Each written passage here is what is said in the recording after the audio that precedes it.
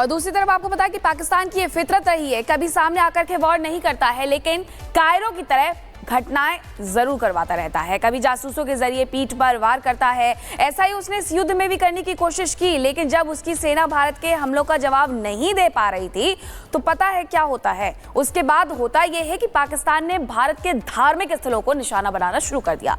Golden temple पर हमला करने की कोशिश की गई, मकसद साफ था, सांप्रदायिक सौहार्द बिगाड़ा जाए, लेकिन भारत से यहां भी मुंह की ही उसे खानी पड़ी है। देखिए,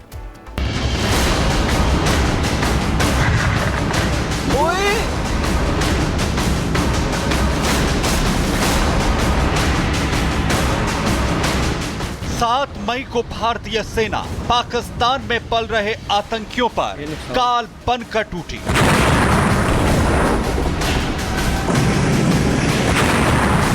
भारतीय सेना ने इतने बम मारे कि मुल्ला मुनीर और शहबाज की इन धमाकों की गूंज से सिट्टी पिट्टी गुम हो गई।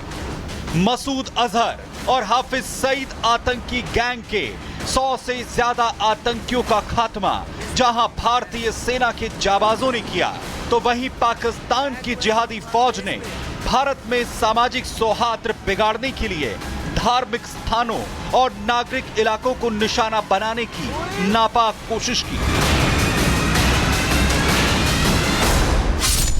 8 मई को पाकिस्तान ने गोल्डन टेम्पल और पंजाब के दूसरे शहरों जैसे जालंधर, लुधियाना, चंडीगढ़ पर बड़े पैमाने पर हवाई हमले शुरू किए।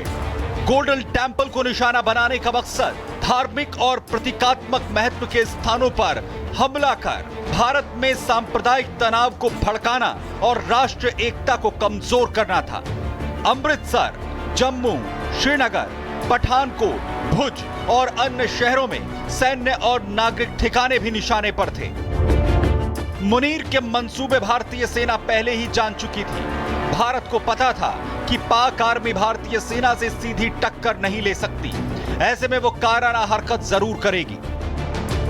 सांप्रदायिक और सामाजिक खलल डालने के लक्ष्य से पाकिस्तान आर्मी ने धार्मिक स्थलों को भी निशाना बनाया। जैसे कि हम सब जानते हैं, उसने गोल्डन टेम्पल के ऊपर बहुत भारी तादाद में ड्रोन और मिसाइल से हमला किया, जिसको कि हमारे बहादुर आर्मी एयर डिफेंस के गनर्स ने पूरी तरीके से डिटेक्ट, ट्रैक और एंगेज करके ध्वस्त किया। 8 मई की सुबह अंधेरे में पाकिस्तान ने नापाक साजिश रचने की जुर्रत की।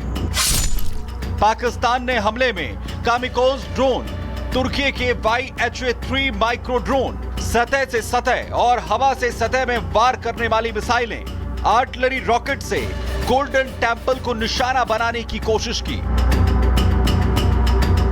भारतीय सेना ढाल बनकर खड़ी थी।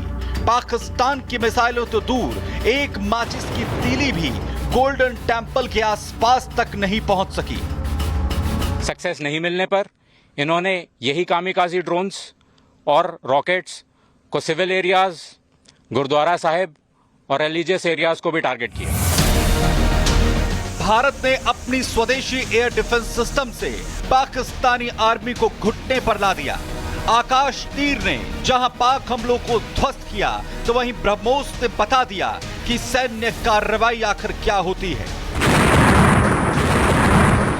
पाकिस्तान को धूल चटाने वाली भारतीय सेना पूरी ताकत के साथ सीमा पर तैनात है। पाकिस्तान की कोई भी साजिश भारत की सीमा के अंदर सफल नहीं हो सकती। Bureau report, Republic Bharat.